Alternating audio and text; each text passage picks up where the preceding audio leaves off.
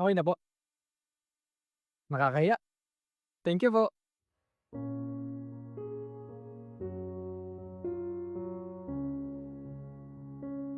Legacy, naalala ko lagi dito yung sa 3 John chapter 1 verse 4, kung saan sinabi ni John na, "I have no greater joy than to hear that my children are walking in truth." Sa akin na-touch ako dito kasi ako before, isa lang din naman akong kabataan na walang alam 'no, bulag sa katotohanan. But then, dahil sa church, there's someone na ginamit si Lord kung saan na-touch yung buhay ko. At doon, yun din yung naging daan katulad ko na ngayon na ginagamit din ni God to share and to influence the lives of other people na mga kabataan upang ituro yung katotohanan ng buhay para sa kanila. There is this passage in the Bible which is in Matthew chapter 5 verses 13 to 16. Doon tinuro ng Panginoon, talagang binigyang diin niya na tayo ay liwanag at asin ng sanlibutan. And being the salt and the light of the earth, I believe is something na papaalala na we must leave a legacy saan man tayo naroroon. In that verse also naturo or nabanggit din ng ating Panginoong Hesus na bilang liwanag, we should be bold in our faith. We should be someone na dapat hindi natin kinakaya ang ating pananampalataya. Pag-usay patuloy natin itong inihahayag. Hindi para magmalaki kung ano man, kundi dahil ito ay ang mandato ng ating Panginoon. To leave a legacy wherever we go, whatever we do. There's story in the Bible na lagi kong binabalikan kapag naririnig ko yung salitang legacy. And that story can be found in the book of Exodus. At alam nito ng bawat isa. Ito ay patungkol kung paano nakalabas ng Ehipto ang mga taga-Israelita sa pamamagitan ng pamumuno ni Moses at kung paano siya ginamit ng Panginoon. Like Moses, ang magamit para sa buhay ng mas marami ay maituturing kong isang legasiya. That's why today, this is my encouragement for you. Hayaan mo na ang buhay mo ay maging kagamit-gamit din para sa buhay pa ng mas marami. I want to thank God for using this church na kung paano ang mga Israelita ay nakalaya sa pamamagitan ni Moses. Ito namang church na to ang naging kagamit-gamit para mapalaya din ang aking sarili sa mga bagay na hindi naman dapat. Ako'y nagpapasalamat sa Panginoon dahil nakilala ko ang church na ito. Dahil sa church na ito, isa ang church na ito na tumulong upang magbago ang aking buhay, tumigil sa mga masasamang bisyo, at itong church na to ang naging daan upang makakilala ang aking mga magulang at tigit sa lahat, maakay ko ang aking mga pamangkin, nagkaroon ng gawain sa bahay. Siguro one thing na realization ko dahil sa church ay dapat di lang pala ako academic achiever, dapat pala achiever din ako sa vineyard ng Lord. So, nagpapasalamat ako sa Sanawan City na nag-enable sa akin to enhance yung skill ko sa editing, na nagagamit at nababago din ako ng Lord from glory to glory. Also, thank you sa church kasi natagpuan ko yung new home at saka new family for me na above all natataas ang Lord. Ilang bagay na gusto ko ipagpasalamat sa Panginoon ay ang dito sa church na enhance din yung ating leadership skills. So yung mga bagay na alam kong akala kong hanggang doon lang ako may i-exceed pa pala. Grateful ako kay Lord through the lives of our leaders and pastors here. And dito natutunan ko talaga yung mga instrument. Dati pang video okay lang tayo. Dito pala pwede pang worship leader din, musician din, all that. Nasumpungan natin yung ating greatest purpose, and that is to preach and to share the love of God, the word of God, the good news to all people out there. I am deeply grateful sa church kasi God used it as a powerful vessel to show na I have a purpose pala and to show who I really am bilang anak ng Panginoon. So, doon pa lang sobrang grateful na, and it is such an honor na, to be called for something greater. And one of the greatest blessing din na na-receive ko nung nakapunta ako sa church na to is yung buong pamilya kami na nandito, naglilingkod sa Kanya. So, doon pa lang talaga pinagtagumpay na ako ng Panginoon. So, thank you church, thank you God. Nagpapasalamat ako patuloy sa church, sa pastor natin, Pastor Ben, Pastor Maricel, at sa mga miyembro na nagturo sa atin kung paano gamitin yung buhay natin to touch and to influence other people. At ngayon bilang sa leader, napakasarap sa puso na ginagamit ka talaga ni Lord upang baguhin din yung buhay ng mga kabataan. Gusto ko magpasalamat sa church na to, sa kabila lahat ng pag-alis, sa kabila lahat ng back and forth na nangyari sa akin sa buhay o pagkakamali. Patuloy pa rin nila akong tinanggap. Naramdaman ko pa din yung kanilang pagmamahal at presensya na nandito ako. Dito ko nakita na sa kabila ng lahat ng aking pagkakamali, tinanggap pa din ako na wala ka ng mga panunumbat, wala kang narinig na salita, kundi salamat sa iyong pagbabalik. Ang masasabi ko lang is the love of the Lord is truly and truly ay totoo. Sa despite ng mga back and forth na pagkakamali, pagkakalayo sa Lord, there's always a place to come back. Iba at may laging pamilyang sasalubong sa iyo.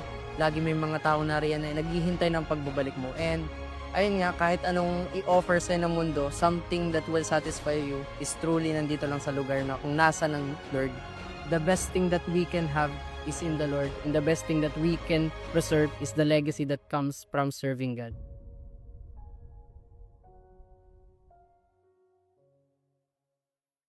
Dito po. Okay na po.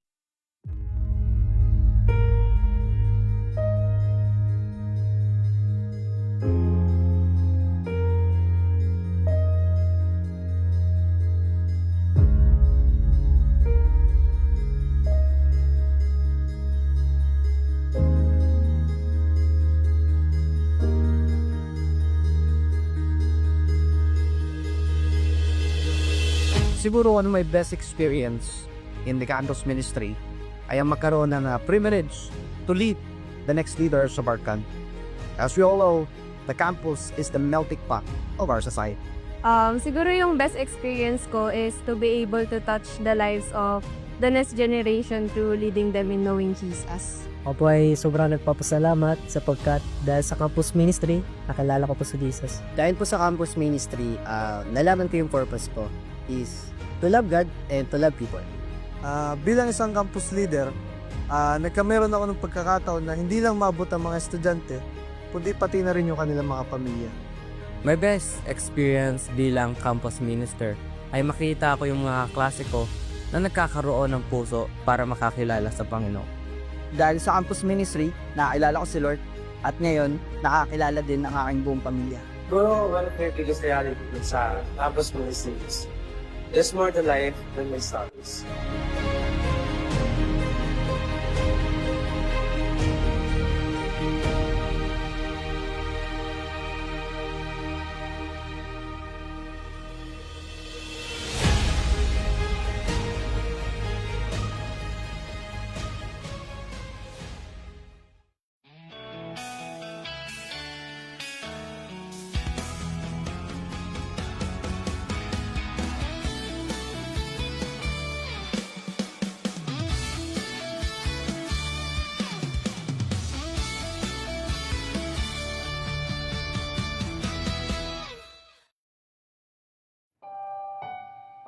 We need to refocus on what is needed. Ang focus ba natin ay kay Jesus o kung ano yung sasabihin ng mga nasa paligid natin?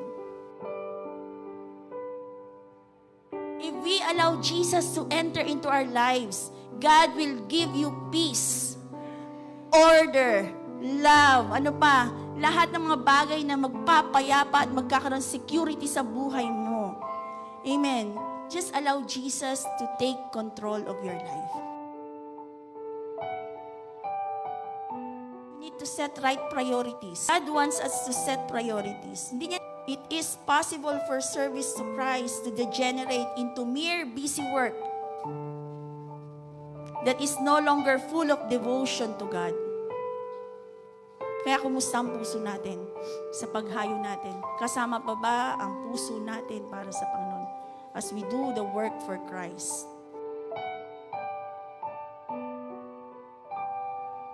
God wants us to reset, refocus, to set the right priority. It is not unfair to God that we are doing all the work we think we are doing for the Lord. But, check, baka kaya ka nagagalit na, kaya ikaw ay napapagod na, kaya ikaw ay nagrereklamo na, kasi lakas mo na lang ang nag-ooperate. Hindi na ang lakas ng Panginoon. Hindi na ang pagsama ng Panginoon.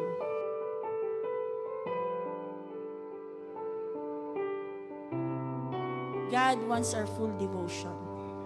Not just our service. Kasama ang puso.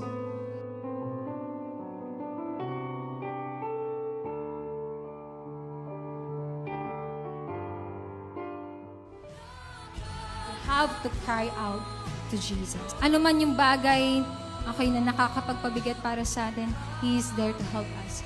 Maybe you are, poor and blind in the eyes of the world, but you are rich in faith in Him. That's enough. Believe in the power of Christ. Amen. Pwedeng tumatawag ka sa Diyos pero hindi ka naniniwala sa kaya ng ganun para sa'yo. Jesus not only hears, He has the power to restore what is broken and heal our spiritual blindness. You have to believe on that, na kayang gawin ng Diyos ano man yung hilingin mo para sa Kanya.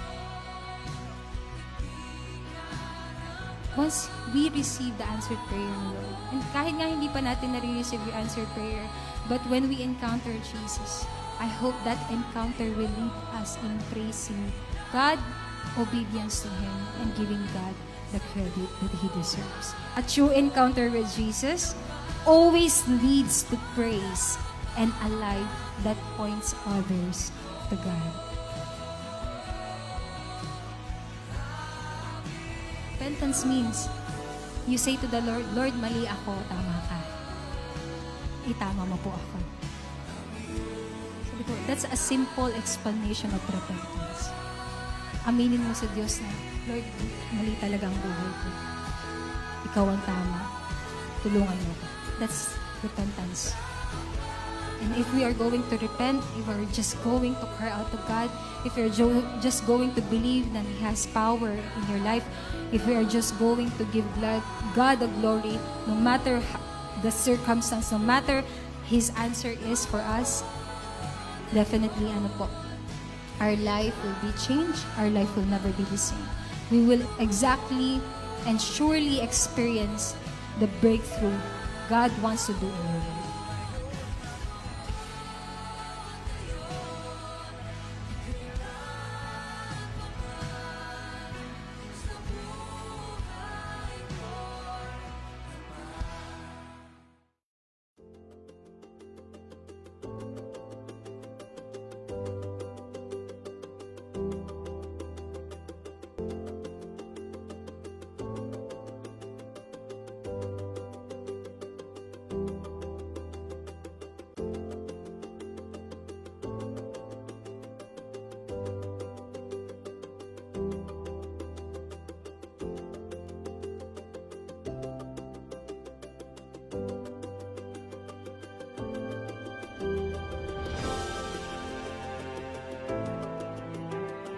This is the church that opened its doors before we even knew we needed them.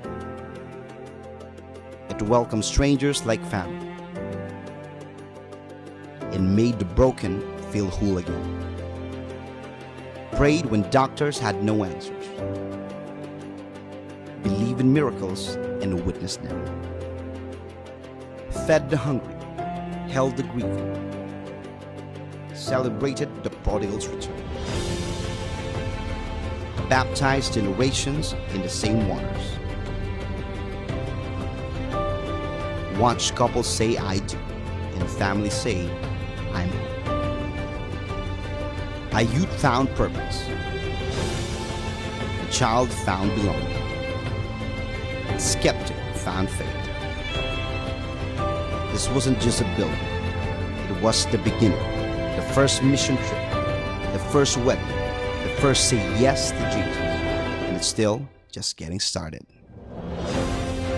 We are the church that stayed when it's hard and stepped out when it was risky, that lifted hands in worship and rolled up sleeves to serve. Built not on brick and stone, but on grace, faith, and every yes that came before. We are the church that believes, that goes, that grows, the church that lives legacy and builds what's next. This is Conquerors for Christ Church, Tanawan City. Hello there. Welcome to Conquerors Tanawan City. We are more than just a building. We are a family, a community, a place where faith comes alive. It is where we encounter God, grow in faith, and build meaningful relationships. It is a place of hope, healing, and purpose. Our vision is to win souls and make disciples. We have one purpose, and that is to love God and to love people. Our goal is to make every believer a leader of leaders. And our cause is nation transformation. Church is more than just Sundays. It's for every day of our lives. Through small groups and mentorship, we guide you in your spiritual growth, equipping you to shine for Jesus in your campus, workplace, and every community. Come and be part of our growing family in Christ, a family that loves faith that grows, in a mission that matters. Friends, it's gonna be good. Welcome to our church.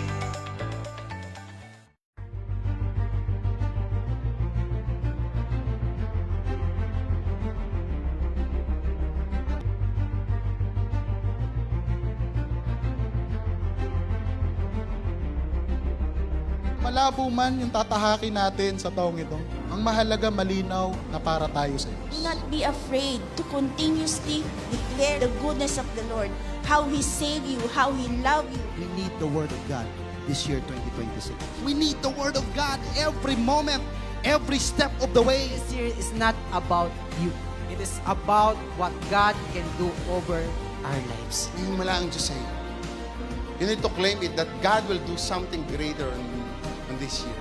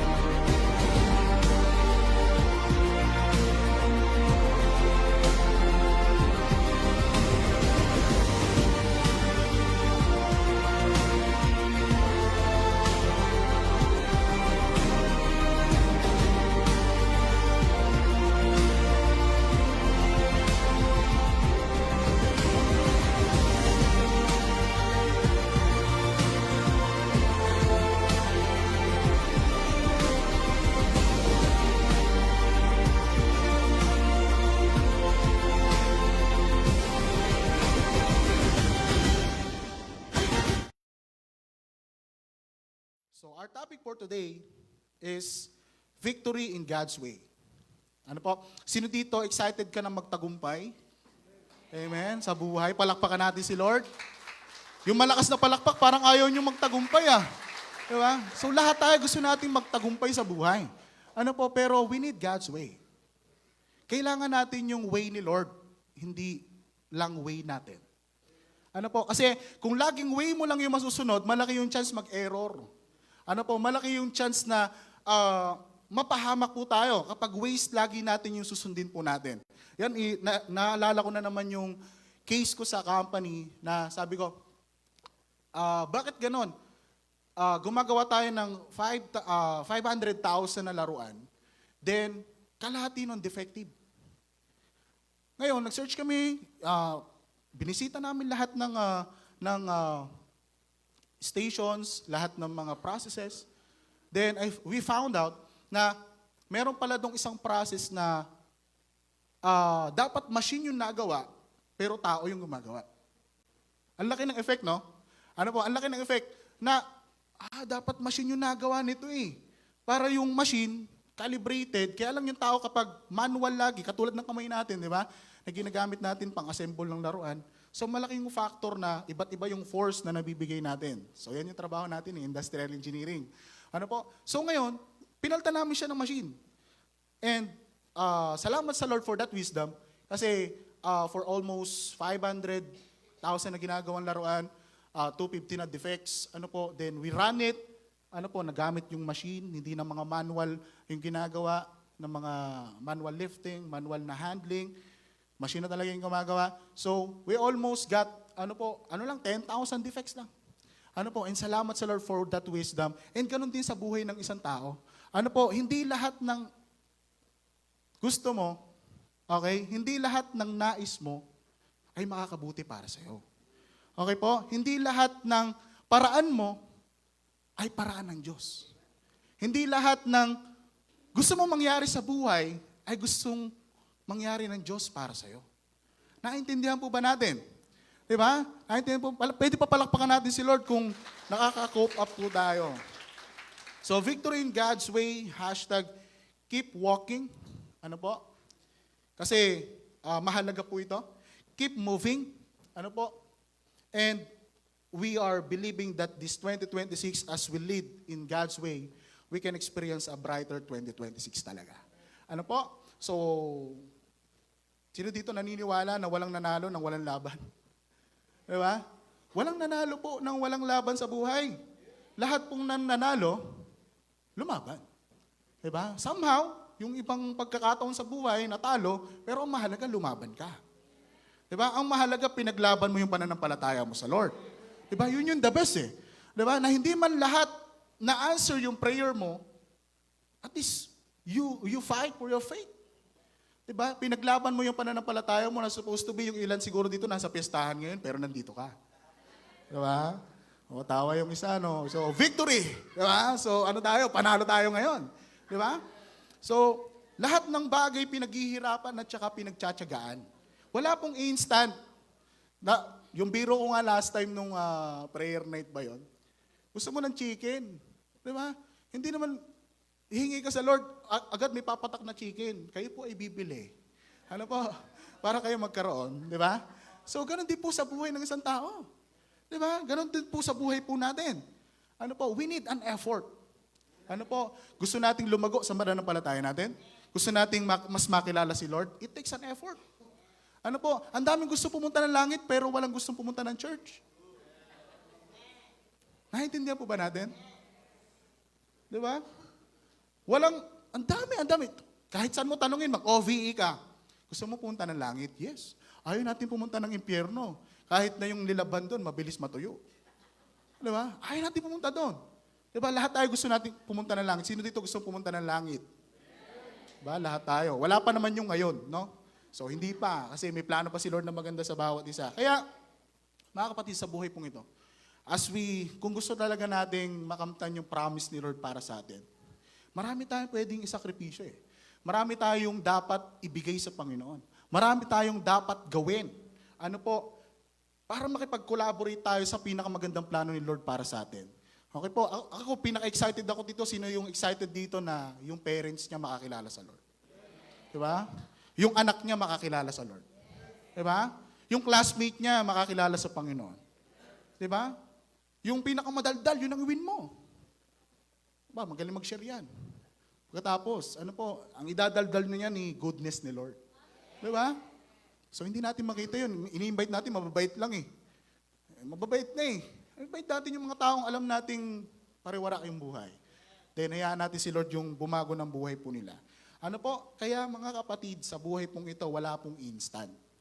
Kailangan natin ng effort. Sabi mo sa katabi mo, effort. Wala nakatapos ng pag-aaral, nanonood lang ng TV. Naintindihan niyo po ba? Ano po, wala pong naging matagumpay na businessman na nanonood lang. Ano po, na walang sinasakripisyong mga bagay. Na wala munang SM for almost 5 years. Kasi mag-i-invest tayo for business. Diba? Wala mo ng gala-gala. Ganun, diba? So, it takes a lot of effort para po makamit natin yung promise ni Lord para sa atin. Ano po, sino dito excited maayos yung family niya? Diba? Lahat tayo gusto natin yan. Magkaroon ng kaayusan sa pamilya natin. Ano po, magkaroon ng peace inside the family. Ano po, yung hindi na nagkukulang financially. Talagang lahat provided ni Lord. Lahat yan gusto natin. Pero hanggang saan kaya mong sumunod sa Diyos? Diba? So, basahin natin to. No? Ito kasi yung pinaka-instruction. No? Mamaya bibigyan natin ng diin. Yung mga background nito, pag-usapan natin. Kasi napakaganda ng topic kanina about denying yourself. Sabi ko, Lord, tuwan-tuwa ako doon. Kasi halos same kami ng topic kasi hindi mo makakamit yung promise ni Lord kapag hindi ka marunong talaga mag-deny din ng sarili mo eh. Diba? So Joshua chapter 6 verse 1 to 27. So basahin muna natin yung mga unang verses na instruction ni Lord. Sabi dito sa verse 1, "Now the gates of Jericho was securely barred because of the Israelites. No one went out and no one came in." So yan po yung Jericho wall. Ano po, walang makakalabas at walang makakapasok. Diba? Kasi ito yung promise ni Lord sa kanila eh. Ano po? Mamaya papaliwanag ko siya mabuti. Verse 2, "Then the Lord said to Joshua, 'See, I have delivered Jericho into your hands, along with its king and its fighting men.'" Verse 3, "March around the city once with all the armed men. Do this for 6 days." Ano po? So sila po ay iikot, kung ito po yung wall ng Jericho, ito yung pinaka-promise ni Lord for them na ibibigay sa kanila. Ano po? So sila po ay iikot dito ng 6 days, ano po, isang beses po sa isang araw. Okay po? So mamaya sa ikapito, ipapaliwanag natin mabuti. Sabi sa verse 4, "Have 7 priests carrying trumpets, rams, horsens, front of the ark." Ano po? So ngayon, si Joshua, magsiset naman ng mga priest na may dalang trumpet, ano po, naka-horses, ano po, itong mga to, ano po, together with the ark. Alam natin yung ark na to, ito yung the presence of the Lord. Diba? On the 7th day, ito na yung pampitong araw, "March around the city 7 times. O yan naman po yung gagawin po nila sa ikapitong araw. 7 beses naman silang iikot. Okay? The trumpet, dalang covenant ni Lord. Ano po? "When you hear the sound of long blast of trumpet, have the whole army give loud shout." Diba? Kapag nakinig nila yung blowing of trumpet, ano po? So yun po ay hudyat na sila po ay sisigaw. Ano po, "Have the whole army get a loud shout. Then the wall of the city will collapse, and the army will go up, everyone straight in." Diba? Straight in. Ano po? So ipaliwanag natin mabuti yung pinaka-illustration yan. Pwede pa makita, Tirain? Ito, half lang to, chinap-chap lang. Yan. Ito yung tao. So yun yung height. Diba? Yun yung thickness ng wall. Ayun po yung paikot. Paikot po yan. Okay po? Paikot po yan. Then, ang pagguguhuin po nila dyan is that wall na may sukat na yon para maka-join in po sila sa loob, para makonquer nila yung loob. Sabi ko, and I asked the Lord, sabi ko, "Lord, bakit ba pinaka-conquer mo yung loob ng Jericho?" So, marami kasi itong mga kasalanan or mga bagay na hindi mabuting gawain na ayaw ni Lord. Kaya pinaka-conquer yung lugar na yon. And pinaka-the best way din na maintindihan po natin, ano po, ay that's the very first step para makonquer nila yung buong Kanaan.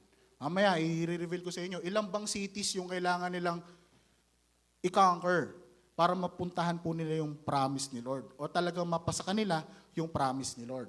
Diba?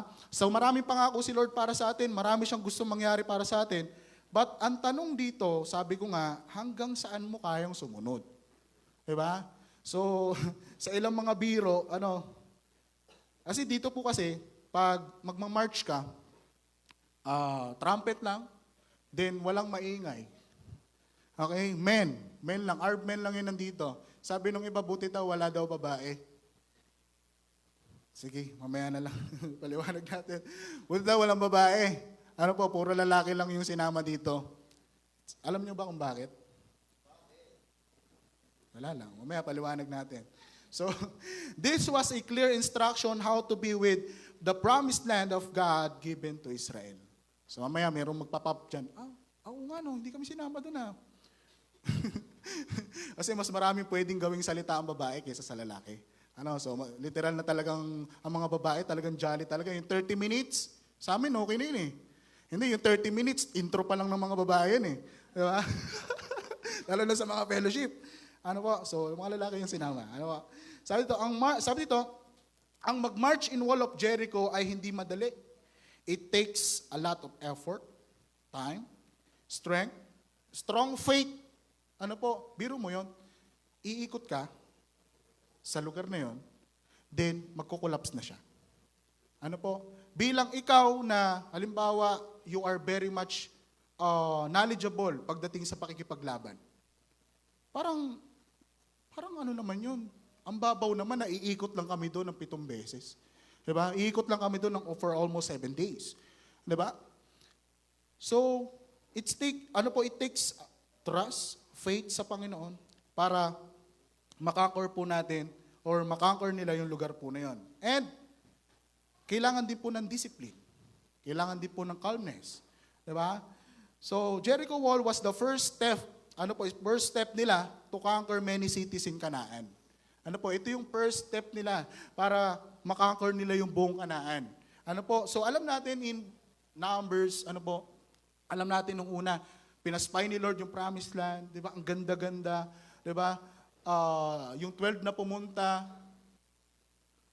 yung 2 doon, may magandang balita na maganda yung lugar. Tapos yung bumalik na 10, lahat sila takot kasi puro mga higante or something na hindi nila pwede makonquer yung lugar. Ano po? Kaya nung panahon ni Moses, natanaw lang po nila ito. But this time, Joshua will lead the Israelites about this. Ano po? Then, mahalagang instruction ni Lord. Ano po? Precisely we obey it. Ano po? Kasi kapag hindi, malaki yung pwedeng maging error, malaki yung pwedeng maging effect nito sa buhay po natin. Ano po? Hindi lang ikaw yung maapektuhan, hindi lang ikaw yung magkakaproblema, pati yung member of your family. Okay, sino dito yung ikaw lang yung Christian sa family nyo?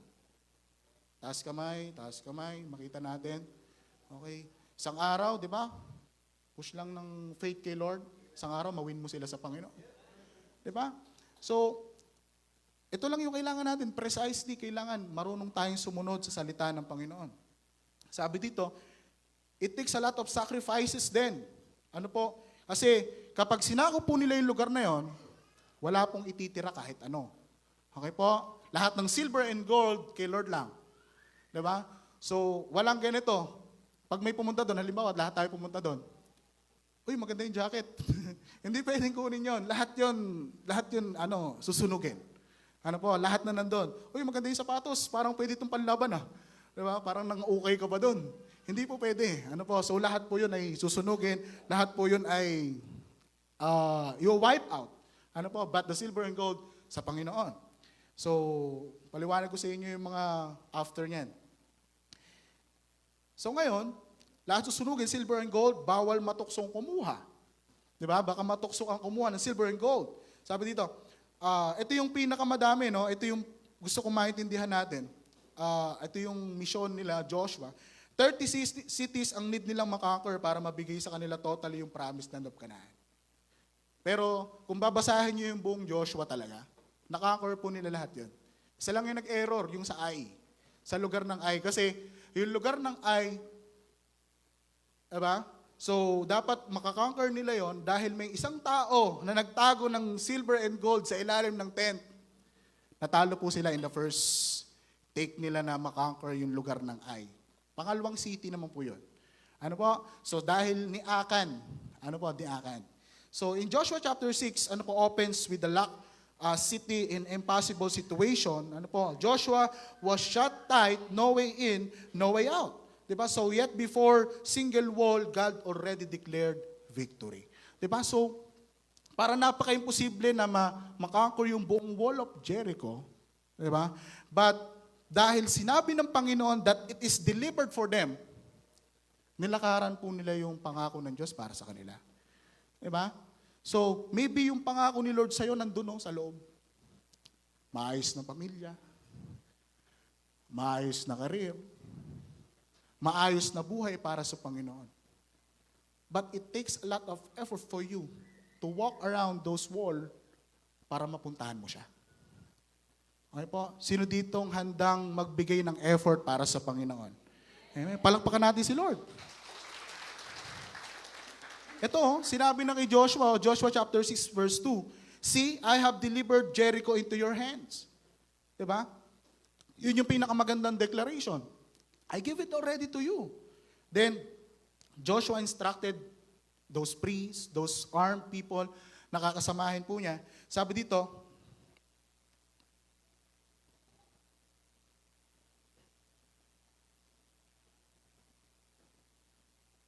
minsan pa po, palakpakan po natin si Lord. So, God doesn't fight battles the way humans expect. Ano po, hindi po lumalaban si Lord. Ano po, doon sa ine-expect natin na parang human strategy. Si Lord po, handa niyang ibigay sa atin ang lahat ng pangako niya para sa atin in His ways. Ano po? So, Jericho teaches us that obedience releases God's power. Ano po, kapag it teaches us this topic, ano po, itong verse na to, ano po, itong story na to, tinuturuan po tayo nito na kung gusto nating makuha yung promise ni Lord para sa atin, ano po, para ma-experience natin God's power on us, ano po, we need to obey His word. Ano po, kailangan marunong po tayo yung sumunod sa Kanyang salita. Ano po, so, elaborate natin mabuti. Jericho, no one came in, no one came out. Ano po, ito po yung lugar na ika-conquer po nila. Wala pong basta makapasok, walang basta makalabas. Ano po? So, best defended city of Canaan. Yun yung first na ika-conquer nila. Pero best agad, di ba, mahirap agad. So now Jericho was securely shut up because of the children of Israel. Jericho was already regarded as the best defended city of Canaan. The most difficult to conquer. Pero yun yung pinaka-conquer ni Lord para sa kanila. Ano po? Yun yung pinaka-conquer ng Lord para sa kanila. Ganito yan. Bigyan natin ng pinakamagandang illustration sa buhay po natin. Ano yung bagay na mahirap sa iyong paghuhuin ngayon para ma-experience mo yung promise ni Lord para sa iyo? Bigyan ko kayo ng palaisipan, ano? Bigyan ko kayo ng evaluation sa mga sarili natin. Ano yung dapat mong paghuhuin? Okay, ano yung dapat mong alisin na sa buhay mo para ma-experience mo yung promise ni Lord? Okay? Tignan mo nga yung katabi mo para nag-iisip yan ah. Ano kaya yon? Maring relasyon ba yan? Ba? Pride ba yan? Ano kaya? Kasi, kagaya ng binanggit kanina ni Kuya, Jeremiah 29:11, may magandang plano si Lord sa iyo eh. Ang ganda ng gusto niya mangyari sa buhay mo. Ulitin ko, ang ganda ng gusto mangyari ni Lord sa buhay mo. Palakpakan natin si Lord. Pero ano yung nakaharang dito? Na kailangan mong ikutan, kailangan mo ipag-pray, at kailangan mong isangguni sa Panginoon. Diba? So, right this moment, ano po, God's plan, okay, pag-usapan natin, God's plan required active participation of His people. Yung plano ni Lord, kailangan niya ng participation mo. Okay? Kailangan ni Lord ng attendance mo. Kailangan ni Lord ng time mo. Okay po? So, trust in God even when it doesn't seem to make sense. Alam mo yung, parang ganito yan eh, wala ka ng pera, pero may kinukonvict ka ni Lord, bigyan mo ng pera si ganito. Wala ka ng pera, eh. Kukunti ng Lord, ano ko na lang to, last na lang to, pang ano ko na lang, pang sisig. Sarap, di ba? Pero ang conviction ng Lord sa'yo, ibigay mo. May nakakadating po ba sa atin? Ano po, parang it not make sense. Na parang, lalo ko mawawalan, Lord. But, if you obey the word of God, nandun pala yung breakthrough. Nandun pala yung level up ng buhay po natin. Ano po? So, trust in God when it doesn't seem make sense. Put Him first, exalt Him, and trust the Lord, okay, will do His work for you. Pwede bang palakpakan natin si Lord? Ito yung mahirap sa atin, literal talaga na ang mga tao talaga matitigas ang ulo eh. 'Di ba? So, literal talaga na mga Tao sa mundo, matitigas talaga ang ulo. Gagawin talaga kung ano yung gusto. Diba? But delay obedience is often because lack of faith. Ano po, kapag hindi ka naniniwala sa salita ni Lord, hindi mo gagawin kung ano yung sinasabi niya. Ano po, hanggat hindi mo paniniwalaan yung salita niya in the Bible, kung wala kang pananampalataya dito. Ano po?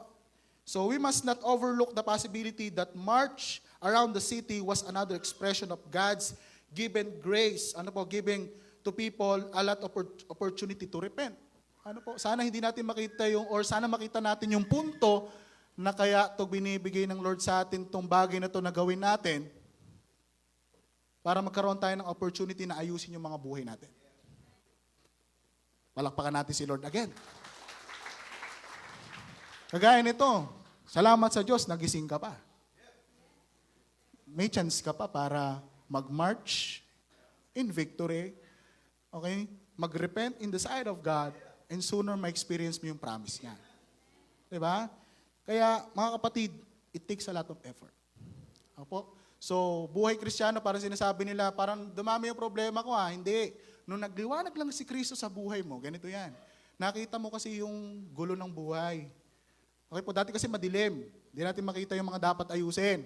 So ngayon na si Kristo nabuha, okay, tinanggap natin, nag-ilaw sa buhay natin, nakita natin yung mga dapat ayusin. Ano po? Ngayon, nakita natin yung mga problema, mas nakita natin yung mga dapat ayusin, mas nakita natin na si Lord may magagawa. Okay po, palakpakan ulit natin si Lord. So, first point po natin, okay, so victory in God's way by remembering that God gives the promise before the battle. Bago ka man maka-experience ng challenge in your life, tandaan mo, napagtagumpayan na ni Lord o binigay na ng Lord yan sa'yo. Ikaw na lang yung mag-e-effort dyan. Ano po, sabi nga sa Joshua chapter 6 verse 2, Then the Lord said to Joshua, See, I have delivered Jericho into your hands, and along with its king and its fighting men. God told Joshua, I have given. Binigay na. Ano po, past tense talaga. Ano po? So before the march, even once. Ano po? Faith starts by trusting what God has already spoken. Ano po? Ang pananampalataya ay ang paniniwala sa kung ano yung sinabi na ni Lord sa buhay po natin. Ano po? So, bigyan ko kayo ng verse. Deuteronomy chapter 20 verse 4. Sabi dito, For the Lord your God is the one who goes with you to fight for you against your enemies to give you victory. Diba? Si Lord ang bahala sa'yo. Ano po? For the Lord your God is the one who goes with you to fight for you. Sabi mo sa katabi mo, ipaglalaban ka ni Lord.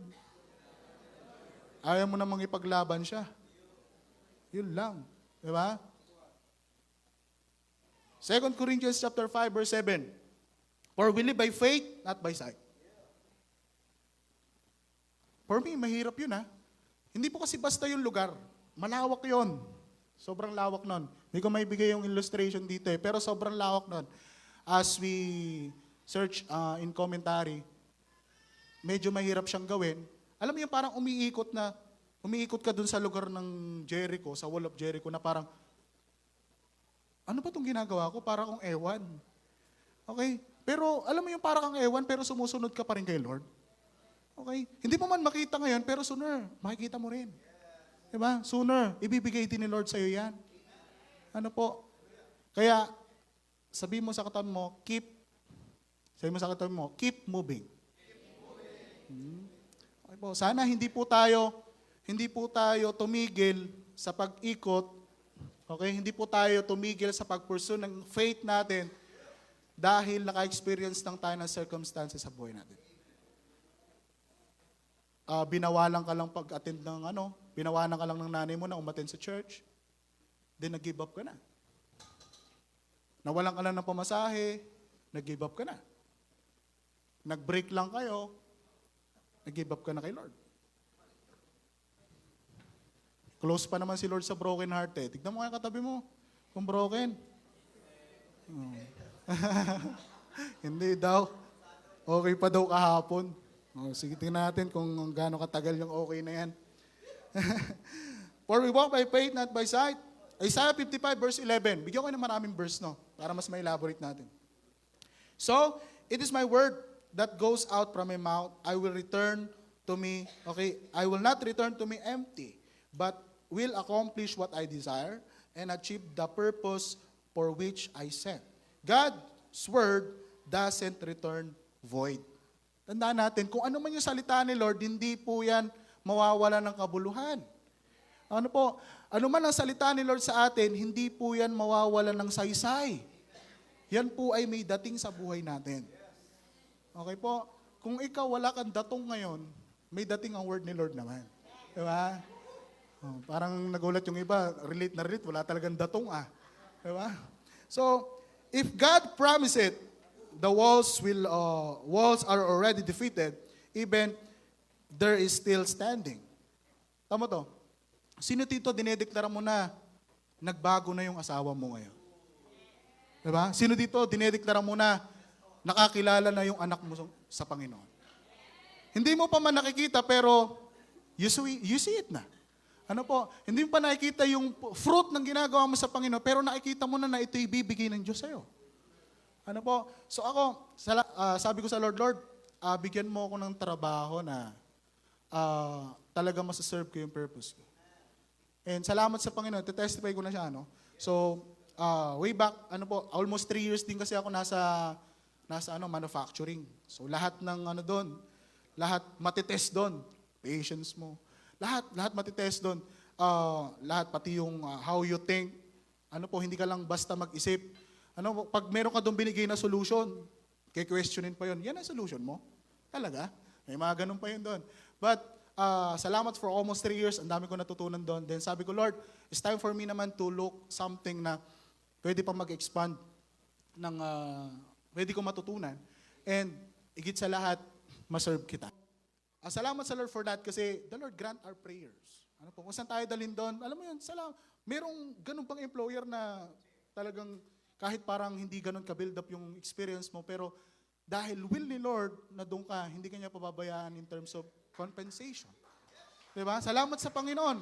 Pero hindi ko sinasabi na mayaman ako or something ganyan-ganyan. Salamat lang sa Lord kasi mas binigyan tayo ng trabaho na mas malaki yung compensation kaysa before. Diba? At salamat for that. And kailangan po ng effort po nito. Kailangan po nagpe-pray. Kailangan po talagang binibigay ang buhay sa Diyos. Ano po? Ang daming gustong mabago yung sitwasyon ng family niya. Sino dito talaga gusto mong mabago yung sitwasyon ng family mo? Magbago ka muna. Ikaw muna. Di ba? Sabi ng nanay mo, nagbago ka na talaga. Dati naghugas ka ng pinggan, ngayon hindi na. Di ba? Gusto natin mawin yung family natin, tatay natin, nanay natin. Kaya lang, ang nakikita pa rin nila sa'yo yung old life mo. Yung walls ng old life mo. Kaya, sabi mo sa katabi mo, ikaw muna magbago. Okay? Para magbago ang lahat. Ano po? So, it requires faith, action. Ano po? And, malapit na ako matapos. Ano po? Malapit na ba? Sabi dito, obedience doesn't make sense. Ano po? To the flesh. Ano po? Yung parang sumusunod ka sa Panginoon, pero alam mo sa sarili mo na parang hindi mo alam yung pwedeng mangyari. But if you believe in God, one of this day, God will give it to you. Ano po? So, Proverbs 3 verse 5 to 6, trust in the Lord with all your heart and lean not on your own understanding. In all your ways, submit to Him, and He will make your path straight. Ano po? Ano man yung mga plano natin sa buhay, ipagkaloob natin sa Panginoon. Isama natin si Lord sa mga plano natin. Hindi yung plano ka ng plano ng outing. Di ba? So, hindi mo naman napagplanuhan yung faith mo kay Lord. Diba? So, 1 Samuel chapter 15 verse 22, but Samuel, does the Lord delight in burnt offerings and sacrifice as much as in obeying the Lord? To obey is better than sacrifice. Ang sumunod sa Diyos ay mas better kaysa sa sakripisyo mo. Ano po? Kasi ang ganda ng motibo mo sa sakripisyo mo, hindi ka naman sumusunod kay Lord. Ano po, ang ganda ng effort mo, ang galing-galing mo sa mga ginagawa mo sa church, sa ministry, pero hindi mo naman ino-honor ang leader mo. Wala din. Diba? Wala din yan. Wala yung mga sacrifices na yan. Ano po? Kaya, kapag disobedience, ano po, kapag talagang hindi tayo sumusunod sa Panginoon, malaki ang chance na mapahamak po tayo. Palakpakan natin si Lord. Delay obedience is disobedience. And partial obedience is still disobedience. Ano po? So number 2, the power of silence and sounds. Okay?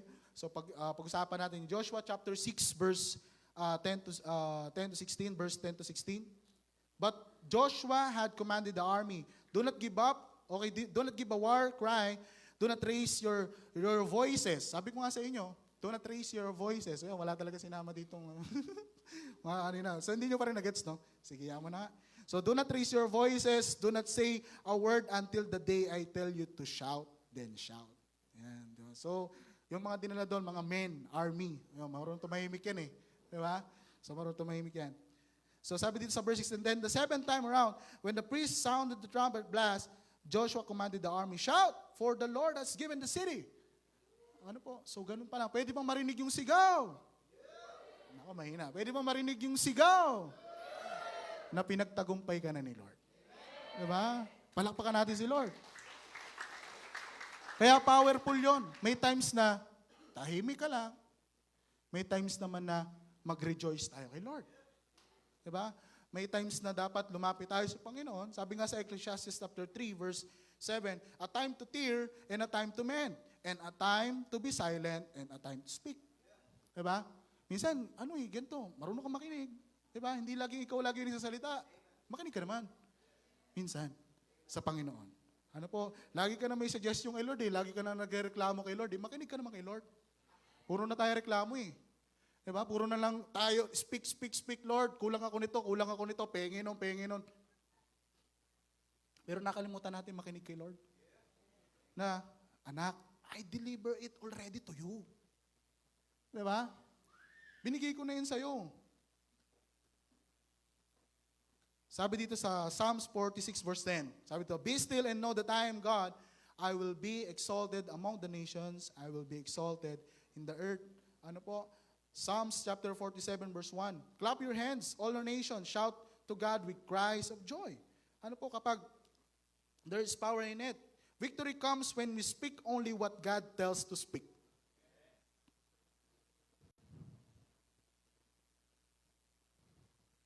Palakpakan natin si Lord. Naintindihan natin. Parang ganito yan. Hindi lahat ng problema mo i-share sa social media. Hindi lahat ng away nyo, breakup nyo, ipopost sa social media. Hindi lahat ng hindi pagkakaunawaan, ipopost sa social media. Ikukwento sa iba. Kasi baka doon sa kaibigan mo, hindi pa kayo okay, pero yung taong nakausap mo or nakaalitan mo, okay na kayo. Nagets po ba natin? There's power in sounds, in being silent, ano po, in being with God, na kapag nilet niya tayo to speak, then speak. Then kapag nilet niya tayo to listen, then listen. Okay po? Yun yung ginawa ni Joshua. Habang po sila ay magmamarch in the wall of Jericho. Lord, talaga, ang hirap nun ah. Pwedeng ganun yung sabihin ni Joshua eh, pero hindi. Sige, gagawin natin yan kahit parang mga ewan tayo na umiikot doon. Sige, gagawin natin kasi sabi ni Lord eh. Diba? So, God's presence bring victory. Tandaan natin kapag may presensya ng Panginoon, ano po, magtatagumpay po tayo. Malapit na po ako matapos. And number 3, ano po, God honors faith even in unlikely people. Okay, bakit? Sino ba yan? Okay po. In Joshua chapter 6 verse 22, Rahab was spared because of her faith, not her past. Ano po? So, hindi ko na i-quote yung marami pang wrong verses dito. So, si Rahab, siya po yung tumulong sa spiya ni na Joshua para makakonquer po nila yung lugar po ng Jericho. Okay po? So, kahit unlikely kasi itong Rahab na to is prostitute. Diba? But still, ginamit siya ng Panginoon para magkaroon ng chance na mapuntahan yung promised land. Okay po? It's not the matter kung ano man yung past life mo. God wants to give His promises to you. Palakpakan natin si Lord. Okay po, I wanna end this, ano po, sa part na to.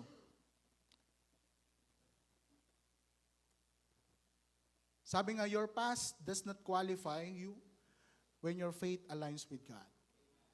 Ulitin ko. Your past doesn't qualify or disqualify you when your faith aligns with God. Ano man yung nakalipas mo, may ano man yung past life mo, basta ang buhay mo naka-align kay Lord, He will give His promises to you. Okay po? He will give His promises to you. Alam mo si Rahab, nakipag-collaboration siya kay Lord. Sige Lord, okay, nakipag-collaboration sa mga spy ni Joshua para makonquer yung land. Pangako ang hiniling ni Rahab, pwede ba yung buong family ko maligtas din sila? Then, markahan nyo na lang yung lugar nyo ng ganito. Tapos, hindi na namin sisirayan yung lugar nyo. So, ganun din po sa buhay ng isang tao. Ganun din po sa buhay po natin. Ano po? It seems like our life walang direksyon. But if you keep on moving, if you keep on walking on your faith, God will save you. God will save you. Testify ko lang nung syempre bata pa ako nun, laging sinasabi ng tatay ko sa akin, pinamamahili niya yon sa lahat ng mga kumpare niya, mga kaibigan niya. Itong anak kong to, magiging engineer to. Magiging engineer to. Laging ganun siya eh. Kahit sad. Hindi ko alam kung ano sinabi kita eh. Hindi ko maintindihan eh. So ganun sa tatay ko before. Kaya parang nung bata pa lang naka-instinct na sa akin, ay, engineering tayo. So ito yung pangarap natin. Ito yung pangarap natin. Then, pinakamaganda pa doon, nakilala natin si Lord. Diba? Yung pinaka-the best eh. Baka, kung hindi ko nakilala si Lord, baka hindi ako engineer, baka engineer ako eh. Yes daw. Nagdidikdik ng gin. Pero, when we believe on God, yung pinakamagandang pangako ni Lord, nangyari. Diba? And, nung first encounter ko kay Lord, I've seen my family na serving with God. Parang nung una, hindi ko ma-imagine, yung nanay ko tataas yung kamay kay Lord. Hindi ko ma-imagine, kasi lagi nung, pag may panaginip ako na ikukwento dun, lagi nung tinatayan sa wedding eh. So, hindi ko ma-imagine na, talaga ba? Parang nung una, nahihiya pa ako na imbitahin siya kasi parang, parang matatakot ako sabihan ako ng talaga? Ganun. So, we learn to pray. We learn to keep on faith to God. Kung estudyante ka man ngayon na parang kulang ka sa financial, huwag ka mawala ng pag-asa. The Lord is faithful to those who are faithful to Him. Palakpakan natin si Lord. Jericho fell not by might, not by power, but by obedience and faith and God's presence. Okay po? Not by might, by power, but by the Spirit. Sabi nga ng Zechariah chapter 4, verse 6. Not by might, nor by power, but by the Spirit of God. Pwede tayo magtagumpay sa buhay na to. Ano po? First thing lang, wag agad susuko kapag mahirap. Sabi nga ng Lord, take up my cross and follow me. Hindi madali mag-take up ng cross, i-deny yung self mo. I-deny yung sarili mo na mas gugustuhin mo yung gusto ni Lord kaysa gusto mo. Hindi madali yon. But sooner, mangyayari kung ano yung kalooban ng Diyos para sa'yo. Ano po ba? Palakpakan ulit natin si Lord. Ito yung question ko sa inyo. What wall God asking you, okay, na i-march mo sa buhay mo para mag-fail down? Sabi nga, bakit may mga pangakong binibigay si Lord na hanggang ngayon hindi pa rin natin mapuntahan? Diba? Dahil ba di natin mapaguho yung wall around the city dahil masyado tayo matigas ang ulo? Hindi. Ang gagawin ko lang, 6 na ikot lang. Tigas ulo mo eh. Diba? Masyado tayong pala desisyon sa buhay. Can you all just stand? Tayo tayong lahat. Palakpakan ulit natin si Lord. And may mga tanong pa ako dito eh. Para mamaya internalize natin, pag-usapan natin mabuti. Paano ka ba sumunod sa Lord? Paano ka ba sumunod sa Kanya? Anong klaseng wall ba yung need paghuhuin para mapuntahan mo yung promise ni Lord? Ba, binanggit ko na kanina, bilang mga estudyanteng kagaya nyo, I've been in the first time na parang nag-observe lang ako sa mga na-attend, pero hindi ko akalain na mapupunta dito tayo sa stage na to na nagsishare ng Word of God. Ano po? So, ano yon? Ano yung mga bagay na yun na kailangan natin paghuhuin sa buhay natin? Ano po? Hindi tayo makastep on the promises of God kasi ang laki ng wall of complacency. Ito yan. Bigyan ko kayo ng pinakamagandang challenge. Sino dito excited sa 1 hektaryang lupa ng church? Pero ito yung kailangan nating i-break na wall. Pinakamalaking wall of complacency. Bakit? Ano ilalaman natin doon? Anong ilalaman natin sa 1 hectare lot? Kung yung puso natin walang passion sa mga tao. Hindi bibigay ni Lord hanggat di ka nag-walk through it. Hindi bibigay ni Lord yan kung hanggang ngayon, second service, naglilikom pa rin tayo ng upuan sa likod. Kasi expected natin wala nang a-attend. Palakpakan natin si Lord kung may dumadating po sa atin. Sabi ko nga, gusto mo mabago yung pamilya mo as what God promised to you. Pero ikaw muna yung unang magbago para mabago sila. Okay po? So palakpakan ulit natin si Lord. Can we all just close our eyes? Higit tayo sa Panginoon. Taas natin ang kamay natin sa Diyos. Father, we thank you, Lord. Hallelujah. Alam niyo po yung pinakamagandang promise ni Lord? Yung isang araw magsama-sama tayo sa langit. Pero kagaya na lagi binabanggit ni Pastor, you need to pass through in narrow door. Narrow gate, na ikaw yung mag-a-adjust para dito. Ano po? Gusto natin magkaroon ng victory sa buhay na to. We need to obey God's way. We need to obey His presence. We need to obey God in our life. Hallelujah, we praise you, Lord. Salamat po sa mga taong nandito po ngayon. Hindi aksidente na sila po yung nasa second service. I pray, Panginoon, na kung ano man yung nais ng mga puso po nila, gusto nila mangyari sa buhay po nila, sa pamilya nila, sa sarili nila, and everything they do, I declare, Panginoon, patuloy mong i-grant ang mga prayers po nila. Patuloy mong i-grant yung mga naisin nila sa buhay. Pagpalain mo mga estudyanteng ito, sooner I pray, Panginoon, makatapos sila ng pag-aaral talaga, makatulong sa kanilang pamilya. I pray for those parents, Panginoon, na nagdi-desire na makakilala kanilang mga anak. I declare makakilala po kanilang mga anak sa iyo in the name of Jesus. And I'm declaring always your promotion for everyone, Panginoon. First thing, Panginoon, ikaw ang ma-promote sa buhay po namin. Ikaw ang makilala, ikaw yung masunod po namin. Maraming salamat po, Panginoon. We bless your name, we honor you, we trust you, Lord. Hallelujah. Come on, let's worship the Lord in Jesus' name. Thank you, Jesus. Hallelujah. Let's worship the Lord.